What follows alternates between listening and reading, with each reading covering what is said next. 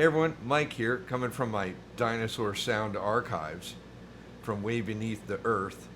I dug up this next thing you will see. This is an equalizer. Yes, it is.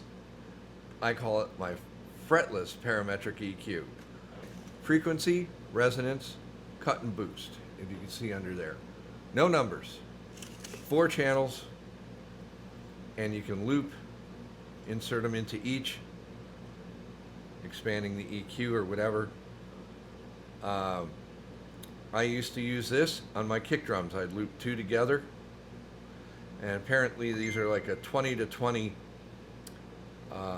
response all the way clear through, full on sweep on the frequencies.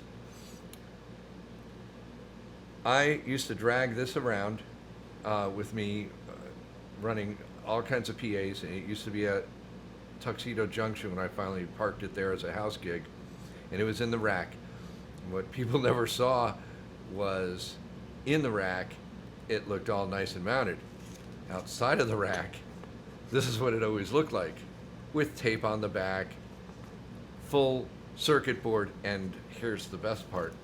The power supply was encased in a really protective housing, which is an if you could see it on this stupid thing, like an MTX box, and in there with the power wires, because it was plus and minus power, and then you can see the power supply in here. I really got to set up my camera better. It's a pain in the ass. So I used to drag this around, use it on all my kick drums.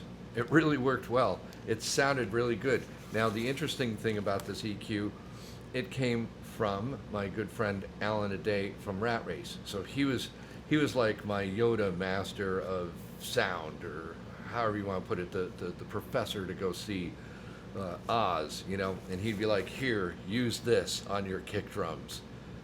Okay, and I took this thing and never bothered to put it in a rack unit, but apparently this is a modified PAiA Electronics fully parametric EQ, and it really did magic. And now we have it all stuck, of course, in software in any kind of form, but I used to drag this around all the time on all the analog systems, and people would look at this thing and go, what the hell is that?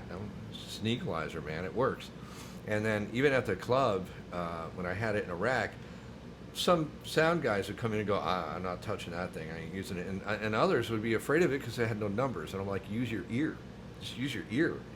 You know that you have Q, cut and boost, and frequency. That's the whole idea here. Because the interesting thing is, on these digital boards, everybody has visual, which is good. It's great for reference, and it can be good for training. But a lot of people are mixing with their eyes, and that just doesn't fly, man.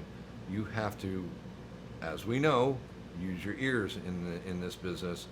So I dare you to use something like this, which nobody would touch this now with a 10-foot pole, but I dare you to try and use this and see if you can pull up any good sounds out of something. Or just try an analog parametric, but see, the thing is, that's got numbers on it, so you're gonna cheat. But with all of today's stuff, yeah, very cool. Parametrics, inserts, graphics, all this fun stuff. It works, it's great to have. Guys like me back in the day were wishing we had a ton more of gear. Now with all this stuff that we've had now in the past, whatever, 20 years, you know, in digital mixing and whatnot, it's all great in there, but it's pretty funny though, you know, what we used to lug around to make anything work, you know, the best we could.